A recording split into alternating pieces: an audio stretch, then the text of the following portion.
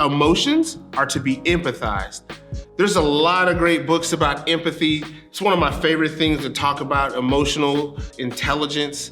It's a key attribute, it's a key skill to learn and master in this day and age, even in your homes and in your marriage.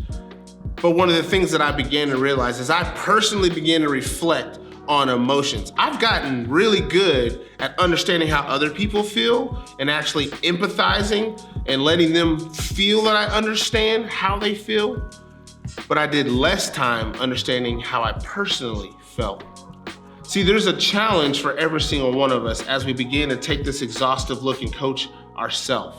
Most people don't realize how their emotions impact their outlook on life and their own perspective and how they see things, whether it's real, not real, fear, anger, anxiety, depression. All of these things are real things. And until we actually take a moment, understand how we feel, do an inventory of our emotions, begin to dig deeper into some of those triggers and what are triggering those emotions, we really can't understand how to move on to the next step as we coach ourselves. So many of us have sat on the other side of coaching conversations or encouraging somebody or asking somebody about their feelings, but we've never done it for ourselves.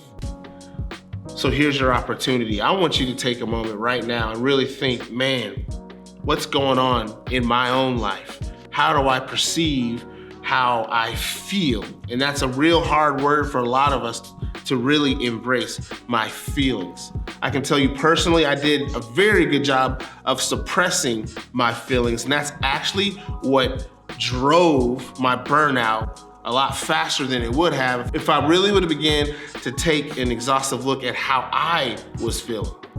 Sometimes I've seen that it's easier for me to empathize for other people's feelings, and there are many times that I didn't give myself the same grace.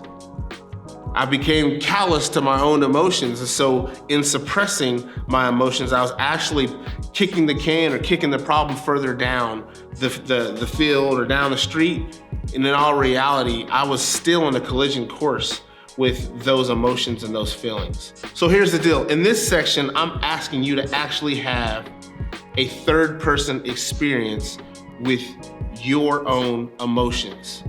Having a strong emotional perspective, it will give us the internal margin to have a positive outlook in our journey and discovering your passions, allocating your energy, and managing your time.